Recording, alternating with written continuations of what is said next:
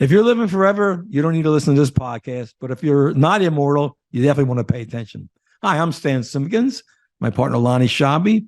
A little 3-minute snippet for you. And today's topic is, what's your exit plan? Hey, Stan, that's a great topic. And we all think about it, and we don't do much about it. As small business owners and entrepreneurs, what's the key thing to all of this? What are the words you want to impart to small business owners about exit planning? Well, Lonnie, as we both know, the failure to do any kind of succession planning really is why a lot of businesses don't make it past the second generation or even the third. But irrespective of just being family businesses, perhaps, there are a lot of businesses, as you know, are not, and they don't have a plan for bringing in a non-family successor, and that's an issue. And you would think by watching owners, and they're in their 60s and 70s even, that they must think they're living forever because they're not even paying attention to the topic.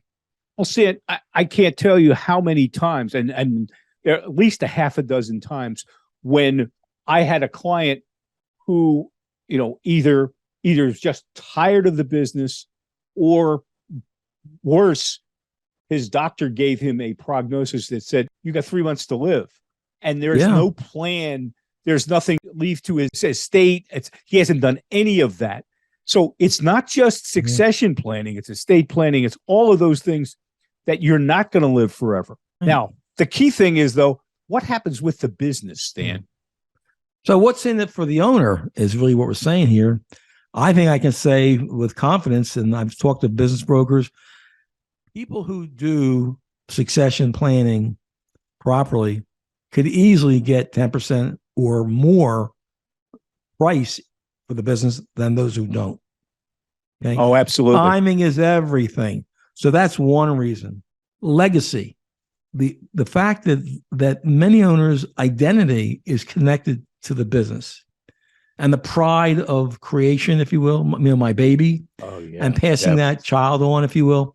That's very subtle but deep for a lot of owners who are not even aware of it, which is oftentimes why they have a hard time letting go. But if that means something to you, if having that brand, if you will, out there, as and not just how much you get paid for it, but the fact it's something you're proud of. Yeah, picking the right successor, no matter who pays the most. Yeah, big issues, and a lot of times it's not something that's on their radar during their time of operation. Stan, what are the 2 or 3 takeaways of a good exit strategy? Yeah.